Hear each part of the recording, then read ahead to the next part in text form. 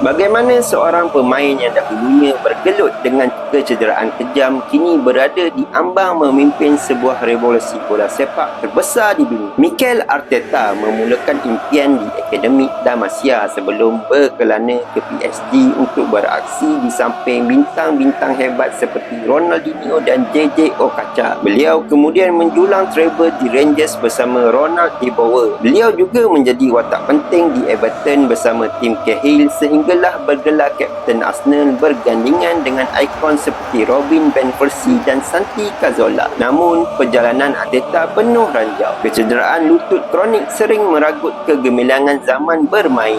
Malah, apabila bergelar pengurus Arsenal, beliau terpaksa menelan kepahitan apabila pasukannya gagal bergelar juara EPL pada saat-saat akhir untuk beberapa musim berturut-turut. Tetapi di sebalik setiap air mata ada harapan yang membara. Musim ini, Arteta membuktikan kebolehannya dengan membina skuad yang sangat kental. Arsenal bukan sahaja mendahului carta EPL, malah secara rasminya telah menempah slot ke pentas final UCL di Budapest. Adakah anda rasa musim ini bakal menjadi detik bersejarah untuk Arteta menyapu bersih kedua-dua trofi EPL dan UCL? Apa pendapat anda? Tolong komen sikit.